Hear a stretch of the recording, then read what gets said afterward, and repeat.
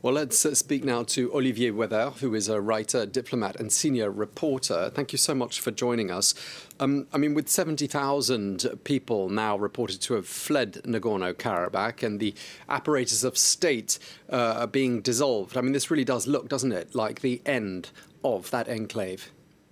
Yeah, sure. This is the end of this enclave, and it's Armenian for centuries and centuries, because the population was mainly, 99% population was Armenian.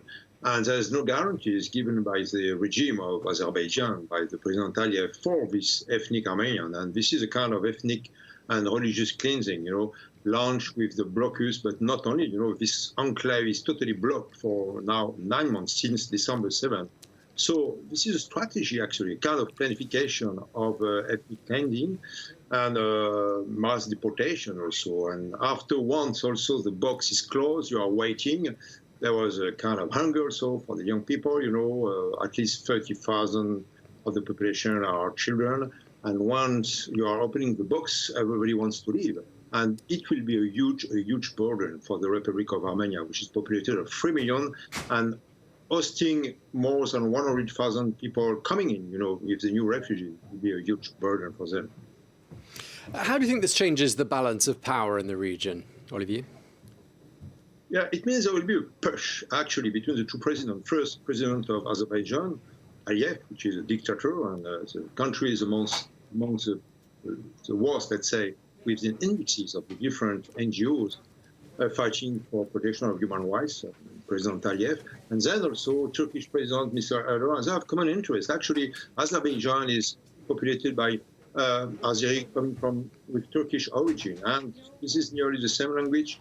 There's some, let's say, compromise to open a kind of a Silk Road or Turkish Silk Road from the Bosphorus and Istanbul toward the Turkish-speaking countries like Kyrgyzstan. And so on. In the middle, you have two entities who blocked this big project of a new kind of pan-Turkish empire, which is Armenia and Karabakh. And there was a meeting this beginning of the week, actually Tuesday, between Aliyev and President Erdogan in Yerevan, which is another enclave, and given by Stalin also to Azerbaijan, beginning of the century. And they say now the turn is to Armenia. So they want to open a kind of corridor called Zangezur or Megris corridor to have a direct link between Azerbaijan and Turkey by road. And this is very dangerous for all the country and maybe a part of the world also. Yeah, so that suggests, doesn't it, that Nagorno-Karabakh is not the last ambition when it comes to territory that Azerbaijan may be harbouring.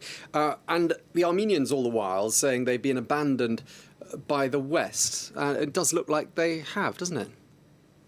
There will be a few humanitarian help, as you mentioned, your correspondent, with the International Red Cross, also some bilateral aid coming from different countries like France and US and so on. But it's a little, what's happening now in this region is a kind of game of what I call in my books the new empire, neo-empire. It means empire who are rebuilding, like Iran, Russia, and Turkey in the region. And they are pushing on the borders, and the borders are very volatile. And the second question is about the, let's say, the fact that Armenia is in a kind of black hole regarding the war in Ukraine. So everybody is paying attention to Ukraine and nobody about South Caucasus. So it was also one of the aim, one of the strategy of President Aliyev of Azerbaijan to attack and to create a blocus, because the blocus since December 7 is against all the international convention of human rights I used to manage and to defend when I was ambassador of human rights for France at the UN. And it means that, he is not afraid of any sanction. And so international community must take some sanction. And the French regime, the French government must put on the table in the UN a resolution against the violation of human rights in the area. OK, well, thank you so much for taking the time to speak to us. I'm afraid we're out of time. Olivier Weber, writer, diplomat and senior reporter, thank you so much for your time.